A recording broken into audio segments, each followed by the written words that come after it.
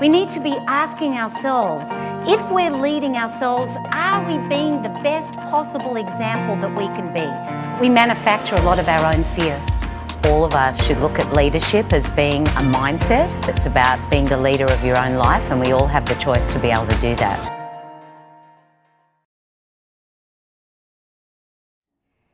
It's interesting how people will often use the term disruption and the term change interchangeably. I do believe, however, that there are some subtle differences.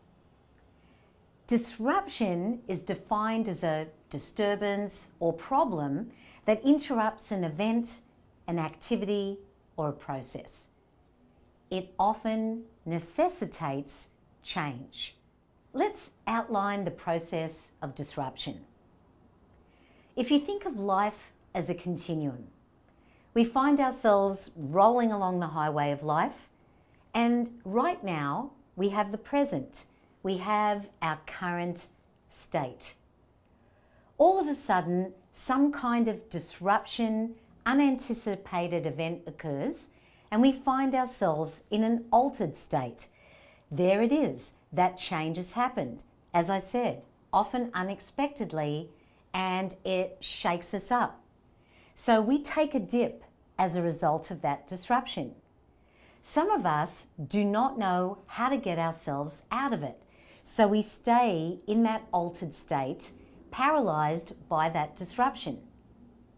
But if you consider that life is actually full of peaks and valleys, when we realize that we have gone through disruption before, we almost invariably are able to find ourselves rising out of it naturally.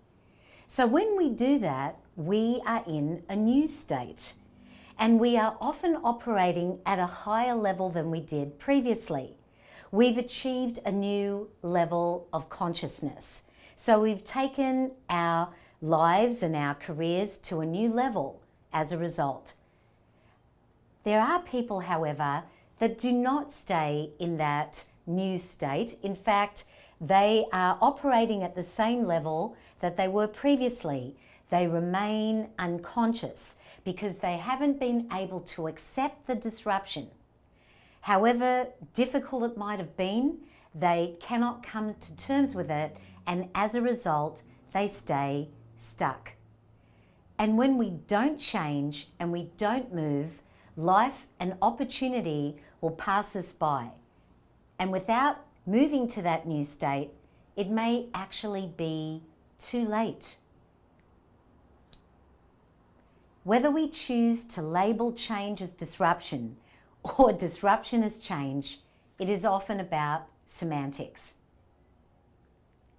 So in summary, let's remember, disruption is the new norm. Disruption can occur internally, within your own organisation, or externally, driven by the market or by your competitors. And by operating at a new level of consciousness when disruption occurs, you can benefit both personally and professionally and grow as a result.